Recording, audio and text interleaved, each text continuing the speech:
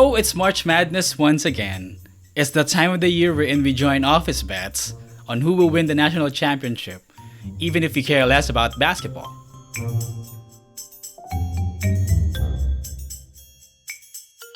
The word madness is downright appropriate, given how 64 universities send the United States and some parts of the world crazy. But aside from anticipating the teams that will advance, we keep an eye on upsets. Admit it, you like the David slaying Goliath story, that you read up articles about that double-digit seeded team that pulled off the impossible. It's a perfect feel-good and inspirational story, especially when no one outside their campus and their families gave them a chance. Sadly, it's these stories that bust our brackets come tourney time. While we cheer for the underdog, we lose the chance to win a hefty prize pool. To date, no one has ever had a verifiable perfect bracket.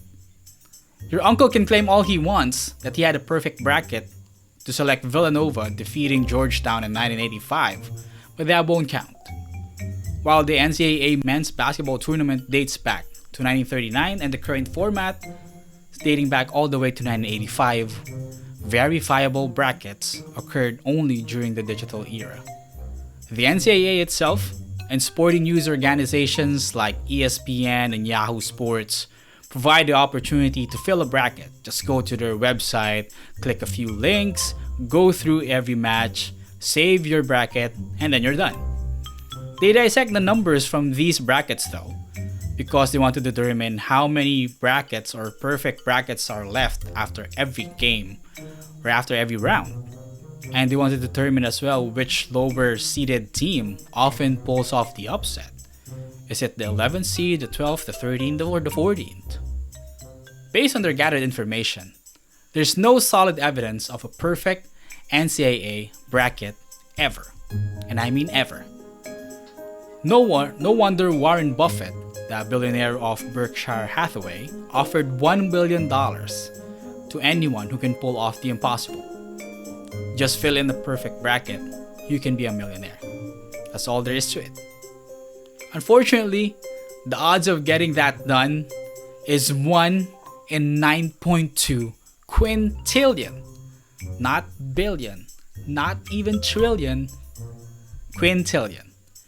Therefore, you have a better chance of winning the lottery, even though that is a long shot as well, than finishing an immaculate bracket. That said, why do we continue to be suckers for it? Why do we continue to speculate on who the tournament Cinderella team will be? After all, you can still enjoy every game and cheer for the unfavored instead of making your way through the bracket. Worst, people wager money in hopes of winning the challenge. Even if it's your hard-earned money, stop wasting on an exercise that does not favor everyone, including US presidents. And remember, some players just don't have the opportunity to be in the limelight. That's why they are in the small schools, and it doesn't mean that they are less talented that they're there. Besides, most players guess their way through the round of 64 or the first round because they have no idea about teams like University of Maryland, Baltimore County, Florida Gulf Coast, and Oral Roberts University. If they get it right, all they have is bragging rights and not sound basketball knowledge. But why do we keep on filling our own brackets? First, because we want to belong, we want to fit in, we want to have a say on what's trending. Second, who wouldn't want to win money from a small bet?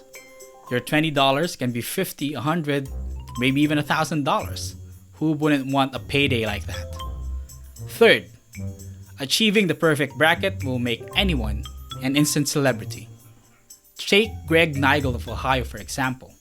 Now he had a perfect bracket up until the Sweet 16, and then his bracket got busted. But even though he was 3 rounds away, he still had 46 correct predictions, and that earned him a lot of interviews from media outfits everywhere. So if that happened to someone who came the closest, imagine if you were the first one to create the perfect bracket. You can get interviews left and right and even land a job as a bracket expert at one of these sports websites. Consider yourself a king, and you can achieve perfection.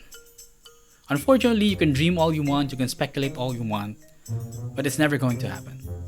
If that's what happened to someone who came closest. Reality bites hard, and that's never happening. Well, unless you're Doctor Strange and envisioned all 9.2 quintillion scenarios and somehow failed a bracket for each repetition. But in every given tournament year, an unknown squad that plays sound basketball is out to break your bracket. Therefore, better spare yourself from the hassle and lay off filling out another NCAA tournament bracket. Because you will never achieve perfection. There's always room for error for these tournaments because the system itself is flawed. It is a waste of time filling your bracket. Might as well enjoy each and every game or even bet parlays of 5-10 games to win big money. The perfect bracket is never going to happen.